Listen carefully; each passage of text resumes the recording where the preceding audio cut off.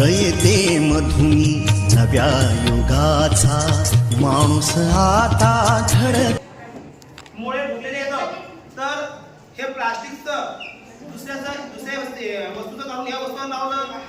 त्याच्यानंतर केबल सुद्धा याला जवळपास 6 ते 7 रंगाचे आहेत. जिथं मिळेल तिथं जाऊन तुम्हाला यावं. त्याच्यानंतर 4 ठिकाणी याला स्पीकर आहे. स्पीकर लावताना आले म्हणून त्याला आतच टाकून दिले. त्याचा आवाज आतच बरा असं त्याला वाटलं. त्याच्यानंतर हा एक व्हिडिओ काढायला होय. हा त्याच्यानंतर हे जे आहे हे समोर जे दिसते बघा हे टीव्हीचं आहे. म्हणजे आपण विचार सुद्धा करू शकत नाही की टीव्हीच याला बसू शकते म्हणून. इथं टीव्ही लावायची होती का नाही. तर टीव्हीचा ते कनेक्टर की त्याला माहिती हे तू का लावलं.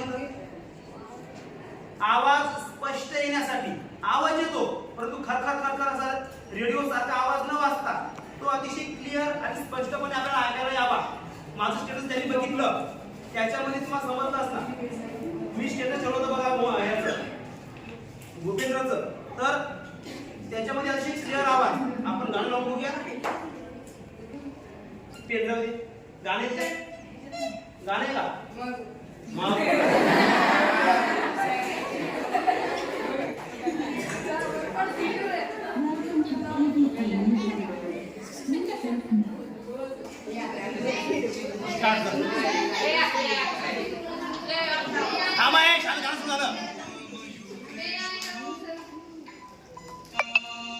बटनावर आहे ते सुख करता दुःख हरता हेच राहू दे.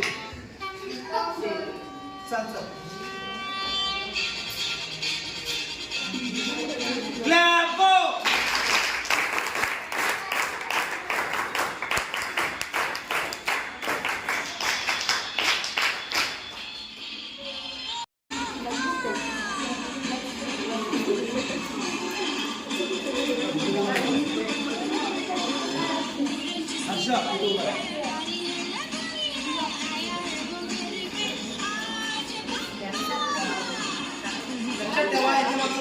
आहे की मुलं कधी उपाशी मारणार नाही.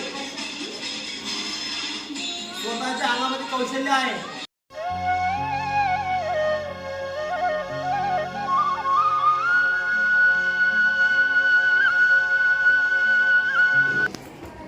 ठीक आहे. आज याने टेक्निशियन मध्ये स्पीकर मध्ये साऊंड सिस्टीम मध्ये काहीतरी बदल करा. आज विचार करा तुम्ही साऊंड सिस्टीम शिवाय कोणताही कार्यक्रम होऊ शकत नाही. कोणताही मुद्दे हळदीच्या कार्यक्रमापासून असू दे की तेरवीच्या लग्नाचा असू दे का बादशाचा बरोबर आहे विदाईचा असू दे का सजाईचा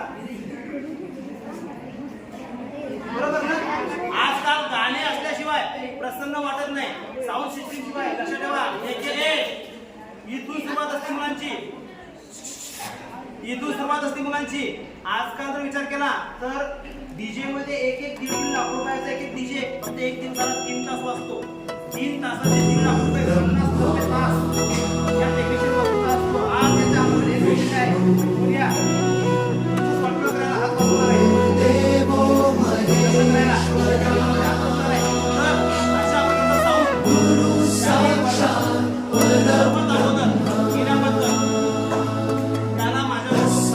श्री गुरवे नमः.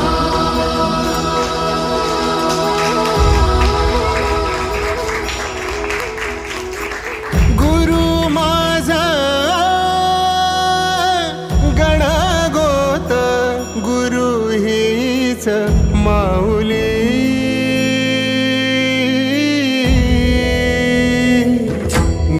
देशमुख या विद्यार्थ्याने सुद्धा साऊंड सिस्टीम की अशी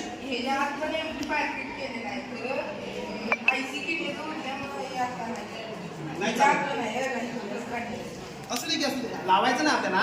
पण हे कशामुळे तयार झालं काय काय तयार केलं तेव्हा ते सांगतो. हे काय आहे वस्तू त्याला कलर कोण दिला आम्हीच दिला नाही मी दिला म्हणायचं. हे इथं हे तुला लावा वाटलं चित्र. इथं हे चित्र कोणाचं आहे तुझं नाही. छत्रपती शिवाजी महाराजांचं आहे. हा ओके. हा केबल कुठून आणला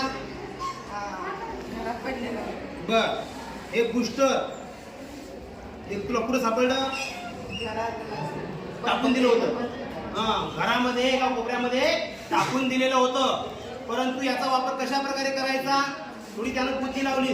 बघा आपण आजकालची पिढी इतकी श्रीमंत होत चाललेली आहे. आपल्या घरामध्ये 500 रुपयाची 1000 रुपयाची वस्तू आपण अशा वापरतो. बिघडली की सोडून दिली. आपली घराची घड्याळ सुद्धा 400 रुपयाची आहे. थोडा काटा मागे पुढे झाला, थोडा शेणामध्ये थोडा बदल झाला की आपण खुलून बघतच नाही काय आहे काय नाही ते.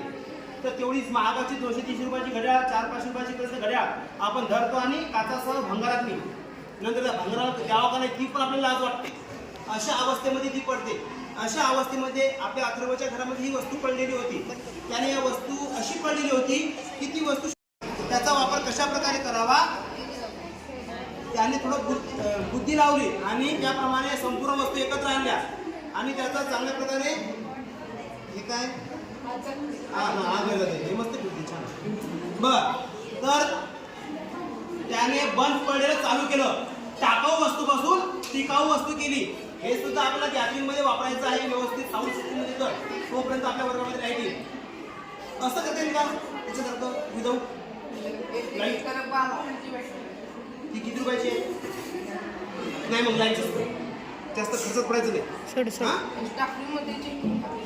चालेल एकदा पुन्हा आपल्या